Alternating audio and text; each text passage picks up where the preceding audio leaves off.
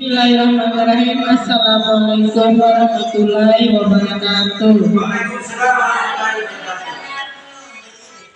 Yang terhormat Bapak Ibu Guru hebat SDN Jalakore yang saya banggakan, terima kasih untuk waktu dan kesempatannya telah menghadiri seminar diseminatif budaya positif, yaitu bagaimana menerapkan budaya positif di sekolah, yang akan saya presentasi selaku calon guru penggerak angkatan 10 Kabupaten Bima. Slide pertama yaitu budaya positif.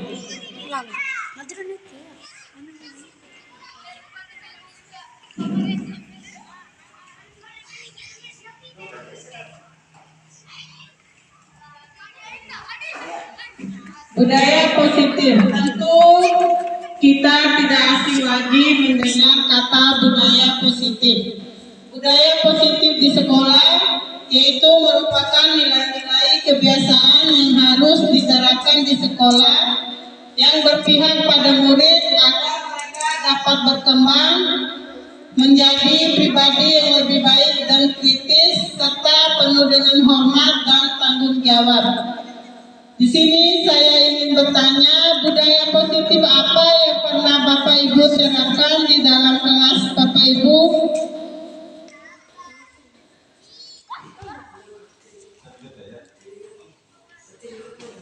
Budaya positif apa yang pernah Bapak Ibu terapkan di dalam kelas selama Bapak Ibu mengajar selama ini? Ya, Ibu Li, bisa langsung ditulis di depan pakai stick note-nya, ya, tempel di depannya. Bapak Ibu yang lain boleh ditulis di stick note yang sudah saya kasih tadi. Ya, budaya positif apa yang pernah Bapak Ibu terapkan di dalam kelas?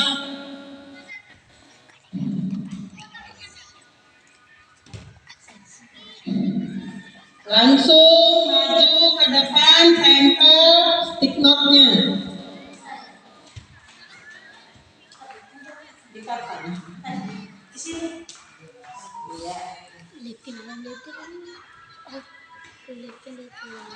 Oke, terima kasih. Masih ada lagi yang ingin menempelkan di depan? Ya. Masih ada lagi?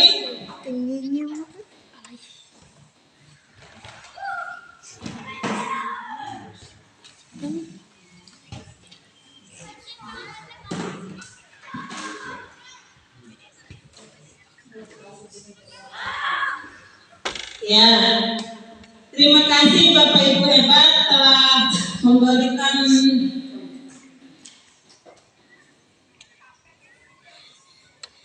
di sini. Saya baca budaya positif yang pernah Ibu lakukan, yaitu salam dan meminta izin ketika masuk kelas ruangan. Yang kedua dari Ibu Sitiara, seperti berdoa sebelum belajar, kemudian memberi salam, dan yang terakhir dari Pak Amin, budaya positif yang diterapkan yaitu berdoa. Ya, ini semua merupakan salah satu bagian dari budaya positif yang harus kita kembangkan. Siapa lagi yang bisa Bapak Ibu guru hebat, apa tujuan kita menanamkan budaya positif dalam lingkungan sekolah? Langsung maju ke depan, karena mikrofonnya bisa di bawah. Ayo, yang bisa. Ayo bisa berjuang apa? Apa tujuan dari budaya positif itu diterapkan?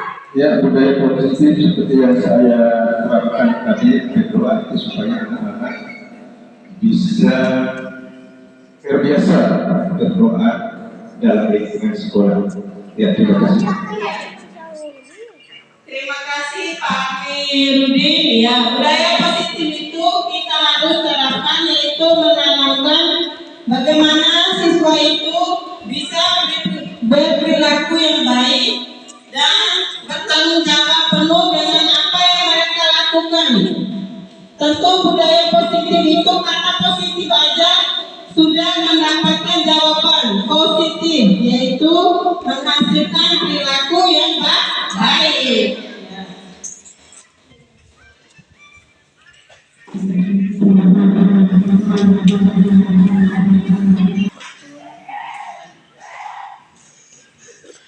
Ya, selanjutnya topik dan konsep inti materi. Di sini konsep inti materinya yang pertama disiplin positif dan nilai-nilai kewajiban, nilai-nilai kebajikan universal, yaitu disiplin positif, nilai-nilai kebajikan tadi seperti ini: salam, berdoa. Ada lagi yaitu kita budayakan sebelum masuk kelas itu diusahakan berdiri berbaris, berdiri mengantri di depan kelas. Itu juga merupakan salah satu nilai kebajikan dalam berperilaku yang mengembangkan nilai budaya positif. Kemudian yang kedua, teori motivasi, hukuman, penghargaan, dan restitusi. Siapa yang bisa menjelaskan di sini?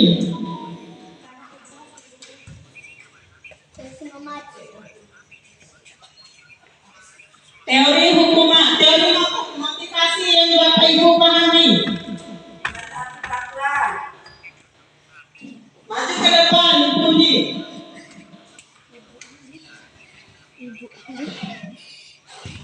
Hukuman atau penghargaan yang biasanya dilakukan oleh siswa, salah satunya dia mentaati peraturan.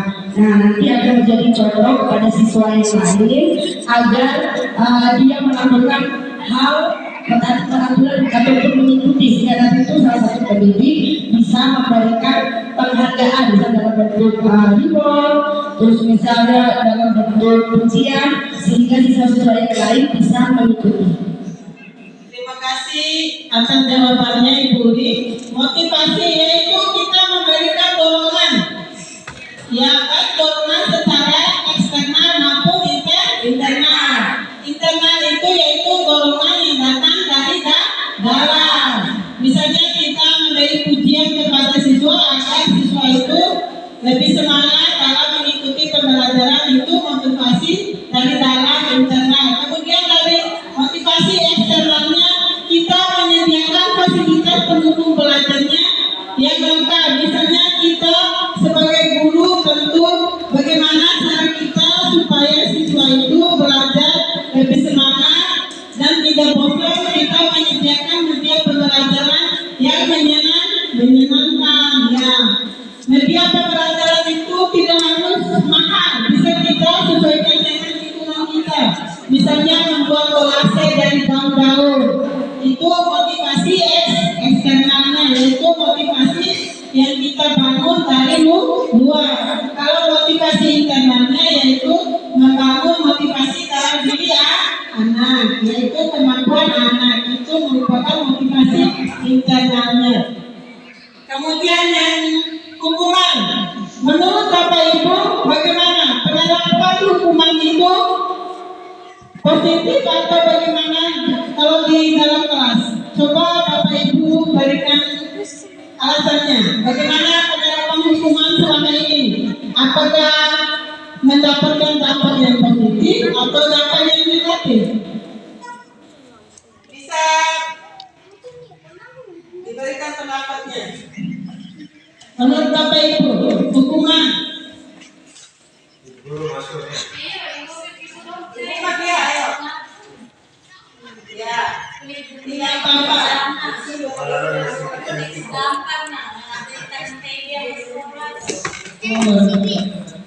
Waalaikumsalam warahmatullahi wabarakatuh. Mari saya berikan kepada siswa yang tidak patuh terhadap apa yang saya sampaikan. Saya suruh menulis ulang apa yang saya jelaskan. Terima kasih Ibu Maria.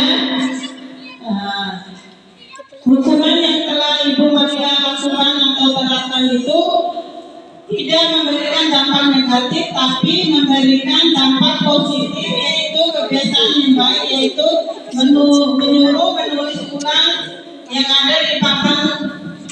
Ya, biasakan kita itu tidak memberikan hukuman yang berupa fisik karena di zaman sekarang itu tidak ada lagi pemberian hukuman yang berupa fisik. Boleh kita memberikan hukuman tapi tidak boleh yang berupa fisik. Ya, fisik sepertinya tidak boleh memukul, tidak boleh disuruh melakukan hal-hal yang berat, tapi bisa kita memberikan hukuman yang mengarahkan ke hal yang positif seperti menulis di papan, kemudian disuruh menulis sebanyak 100 kali. Tidak apa-apa memberikan hukuman yang berdampak positif.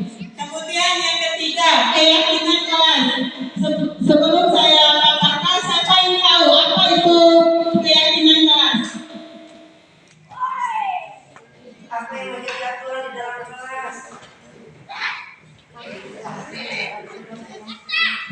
Baik, terima kasih.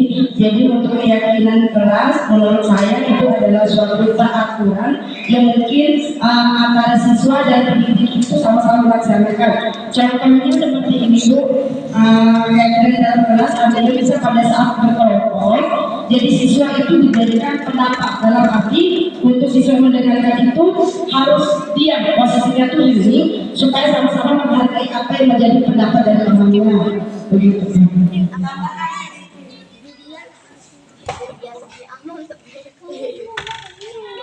Ya, Assalamualaikum warahmatullahi wabarakatuh. Ya, seperti dalam berdoa sebelum belajar itu adalah peraturan dalam kelas.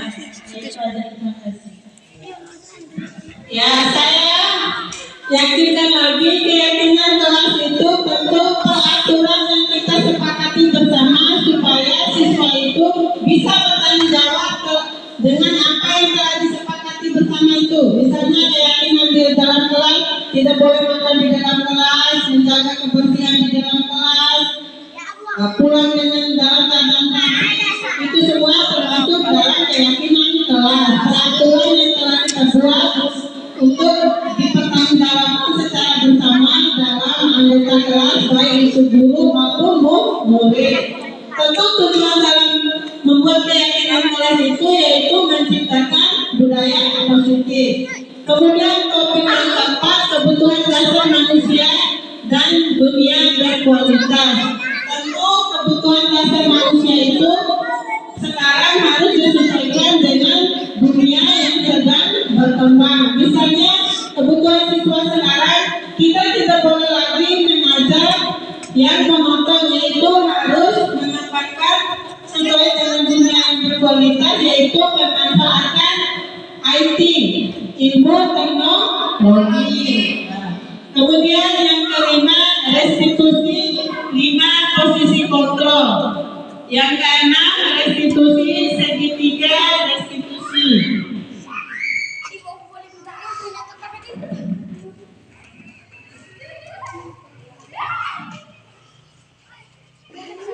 Ya, ini poin yang paling penting. Bagaimana menurut Bapak Ibu, setuju atau tidak setuju? Yang pertama, hukuman dapat mendisiplinkan anak. Bagaimana pendapat Bapak Ibu? Ya, setuju atau tidak setuju? Yang pertama, hukuman dapat mendisiplinkan anak. Setuju. Ya, setuju. Ya, setuju. Seperti yang telah saya paparkan tadi, hukuman yang mengarahkan ke arah positif dan tidak boleh memberi hukuman yang melibatkan fisik. Kemudian yang kedua, pemberian hukuman dengan hal positif seperti membaca atau membersihkan halaman sekolah dapat meningkatkan disiplin anak atau bagaimana? Setuju. Ya, dapat. Ya, membersihkan halaman sekolah dapat meningkatkan disiplin anak. Ya, setuju. Ya, setuju. Kemudian yang ketiga, memberikan penghargaan dapat meningkatkan motivasi belajar anak. Ya, sangat setuju.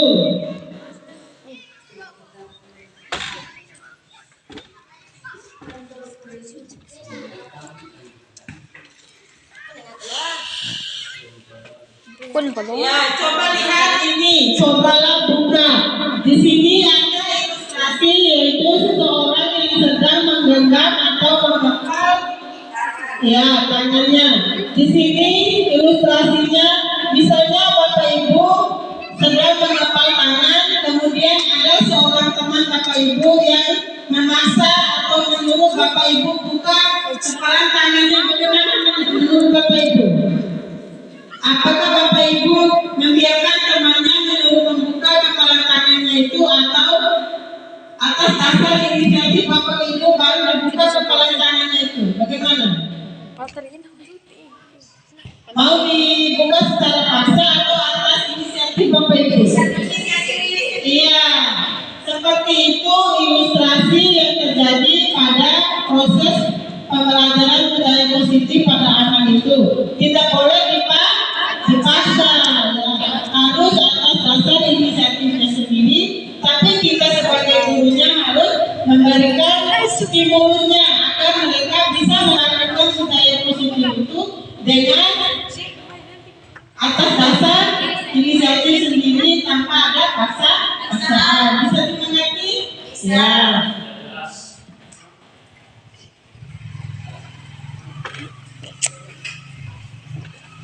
Ya, kemudian perubahan paradigma teori kontrol. Ini ilustrasi teori kontrol. Yang pertama, ilustrasinya guru mengontrol murid. Yang kedua, ilustrasi bahwa kritik dan membuat orang merasa bersalah dapat menguatkan karakter. Yang ketiga, ilustrasi bahwa semua perbuatan positif, efektif, dan bermanfaat. Yang kelima, ilustrasinya bahwa orang dewasa memiliki hak untuk memaksa.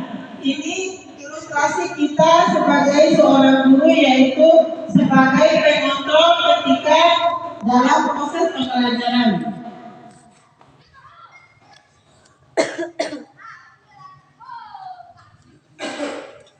Ya, perubahan paradigma stimulus respon teori kontrol. Siapa sesungguhnya yang memiliki kontrol? Coba diperhatikan pada tabel berikut. Yang bagian kirinya stimulus respon. Ibu Bapak mengerti stimulus respon? Tidak. Ya, stimulus itu apa yang harus kita lakukan agar anak itu bisa merespon kontrol yang telah kita berikan. Yang pertama, kita mencoba mengubah orang agar berpandangan dengan sama dengan kita. Ya, kita inginkan seperti itu ya. Tapi pada teorinya kita berusaha memahami pandangan orang lain tentang dunia. Yang terjadi antara teori dengan stimulus itu kita mungkin sama. Jadi kita harapkan seperti itu, tapi teorinya salah. Tapi di sini kita sebagai guru berusaha memberikan stimulus. Jangan mengatakan langsung, misalnya anak tidak bisa berubah dia, tapi kita bisa memberikan stimulus bagaimana bisa dia berubah. Itu yang dinamakan stimulusnya. Harus sesuai dengan teorinya. Kemudian yang kedua, perilaku buruk dilihat sebagai suatu kesalahan. Tapi pada teorinya semua perilaku memiliki tujuan. Kemudian yang ketiga, orang lain bisa mengontrol saya.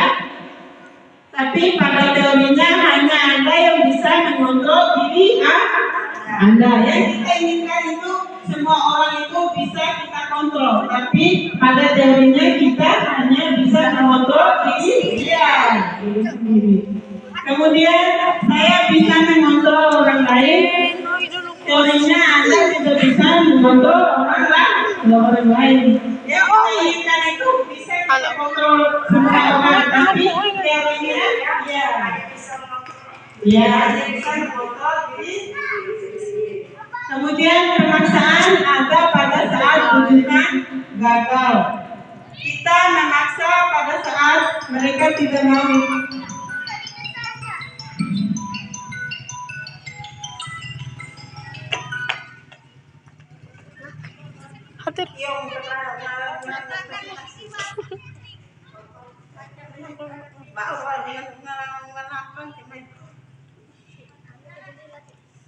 Ini mah presentasi ke. Iya lah, dokain kakak. Iya tak kakak jalan ini. Model